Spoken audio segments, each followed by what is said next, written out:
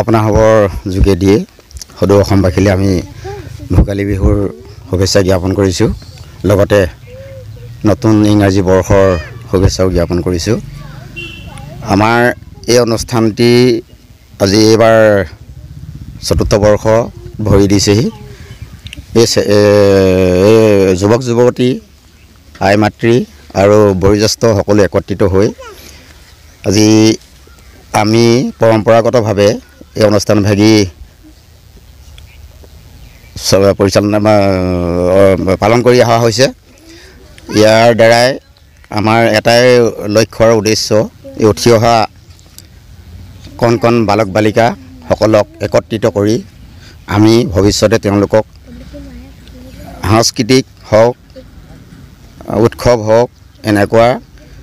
অনুষ্ঠানবিলাকলৈ আকৰ্ষিত কৰাৰ উদ্দেশ্যেৰে আমি এটা পদক্ষেপ লোৱা হৈছে আৰু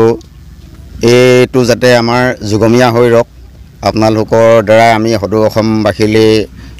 বাৰ্তাও জ্ঞাপন কৰিছোঁ সমূহ ৰাইজেও এনেকৈ আমাৰ ভোগালী বিহুটো উদযাপন কৰক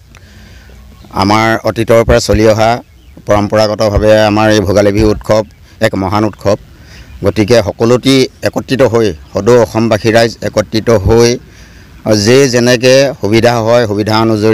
অনুযায়ী এই অনুষ্ঠানভাগী বা এই উৎসৱভাগী পালন কৰিবলৈ আমি সকলোকে আহ্বান জনালোঁ আমাৰ এই ভোগালী বিহুটোৰ কাৰণে আমি বহুত যা যোগাৰ কৰিছোঁ পিঠা পনা তিলৰ লাড়ু নাৰিকলৰ লাড়ু আৰু ঢৌ পিঠা লস্কৰা বহুতবিলাক বস্তু বনাই আমাৰ এই বিহুটোৰ আয়োজন কৰিছোঁ আৰু সকলো মিলি একত্ৰিত হৈ আমি এই বিহুখনি পাতিবলৈ লৈছোঁ আৰু আমাৰ কাইলৈ এতিয়া ইয়াত ভোজ খোৱা হ'ব আৰু মেজি ৰখা হ'ব সকলো ৰাইজ আহি ইয়াত উপস্থিত হৈ পিনি সকলো নিয়ম নীতি কৰি সকলো কাম কাজ